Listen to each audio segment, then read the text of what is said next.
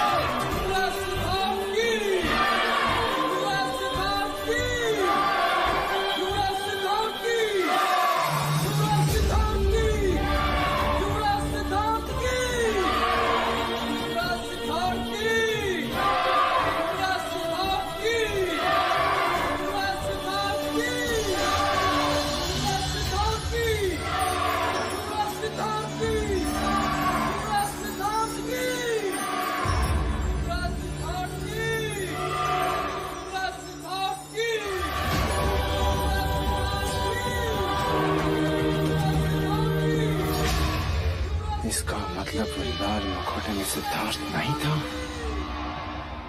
कपट हुआ हमारे साथ।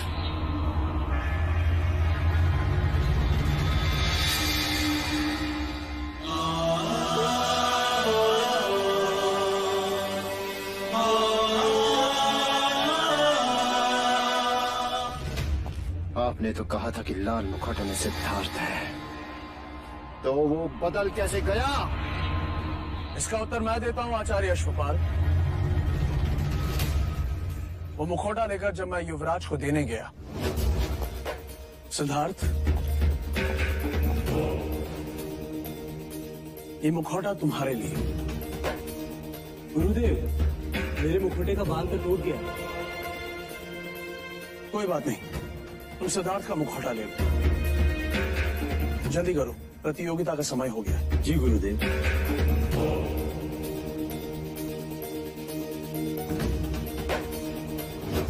गुरु के लिए प्रत्येक शिष्य समान होना चाहिए। आचार्य अश्वपाल, कुमार देवदत्त के लिए आपका पक्षपात अच्छा नहीं। उस मुखौटे ने आपका मुखौटा उतार दिया है।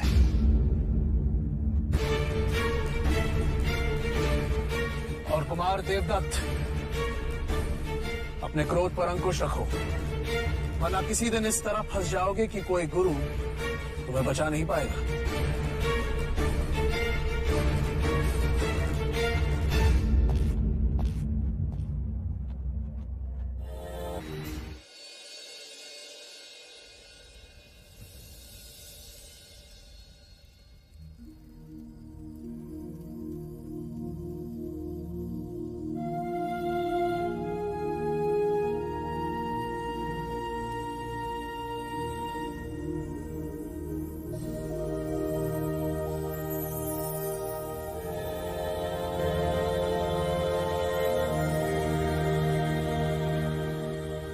जिस तरह ग्रह से ब्रह्मांड का, हस्तरेखा से भविष्य का ज्ञान होता है, उसी तरह शरीर के इन बिंदुओं से शरीर की भीतरी परिस्थिति का संबंध होता है। जैसे नाड़ी परीक्षा से चिकित्सक को हृदय की गति का ज्ञान होता है। ये शरीर 10 भागों में विभाजित है। ये मध्य रेखा और दोनों ओर 5-5 विभाग। आज भी बड़े बड़े योगी चिकित्सक इस विषय पर विश्लेषण कर रहे हैं कि शरीर की पीड़ा का उत्तर स्वयं शरीर के पास ही है। हर एक अंग का प्रतिनिधित्व हाथ की हथेलियां और पैर के पंजे करते हैं। ऐसा कैसे हो सकता है? जैसे मस्तिष्क की पीड़ा को दूर करने के लिए आंखों के कोने की दोनों ओर 2 उंगली दूर दबाव देने से पीड़ा में राहत मिलती है।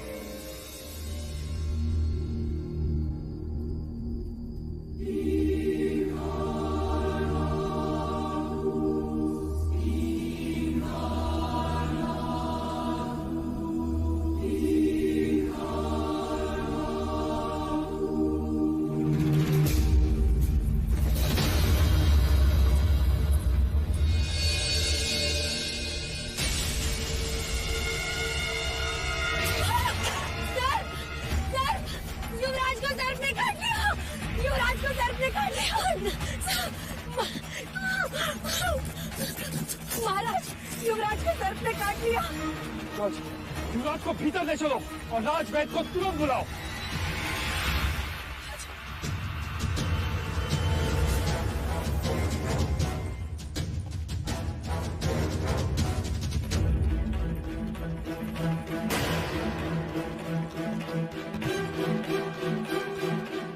वैदराज, युवराज को सर्प ने काटा है, मैंने देखा। परंतु इनके शरीर पर सर्पदंश का तो कोई निशान नहीं है। तो फिर सर्प देखकर डर गए होंगे युवराज, तभी तो बेइज्जत हो गए। मेरे कहने का अर्थ है बड़े कोमल प्रकृति के हैं हमारे युवराज, है ना?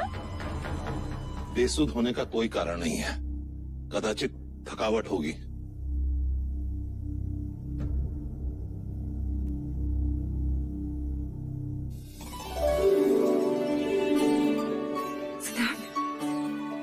अब कैसा लग रहा है युवराज?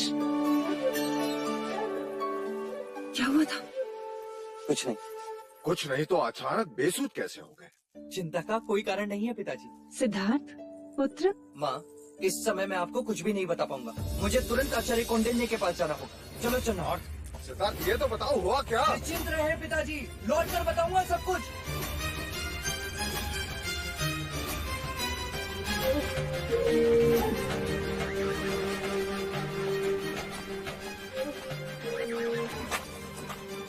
गुरुदेव प्रणाम।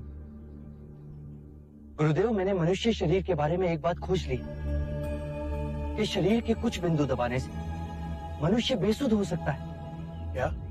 जी गुरुदेव, देखिए।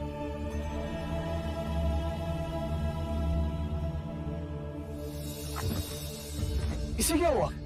चिंता की कोई आवश्यकता नहीं है गुरुदेव, कुछ पल पश्चात इसे सुध आ जाएगी। कैसे कह सकते हो? प्रथम प्रयोग मैंने स्वयं पर किया गुरुदेव। कल रात में बेसुध था। अब हमें युद्ध में शत्रुओं को मारने की आवश्यकता नहीं पड़ेगी। शरीर के बिंदु दबाने से वो बेसुध हो जाएंगे और अनिवार्य हुआ तो हम उन्हें बंदी बनाकर युद्ध जीत सकते हैं। तुम सच में करुणा मूर्ति हो सिद्धार्थ, जो युद्ध में भी अहिंसा को ढूंढ रहे।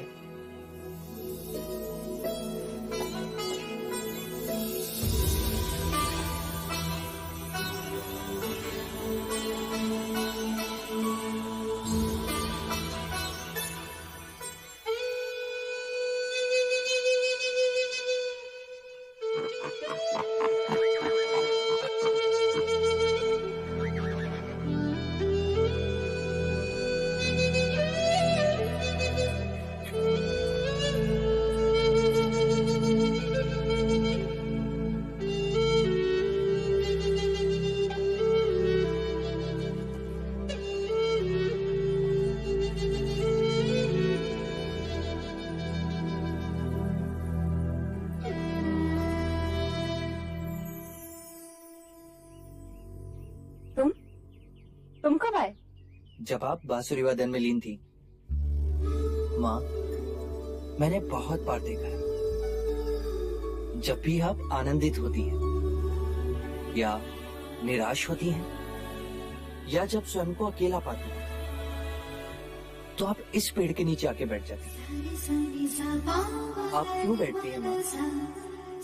इस पेड़ में ऐसा क्या है? ये माया है, मेरी बड़ी बहन। इस पेड़ का नाम मैंने माया रखा है।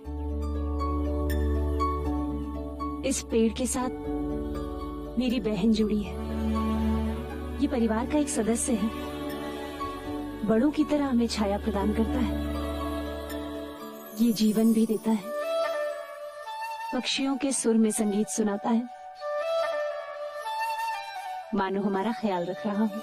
जगमग है जिससे जग सारा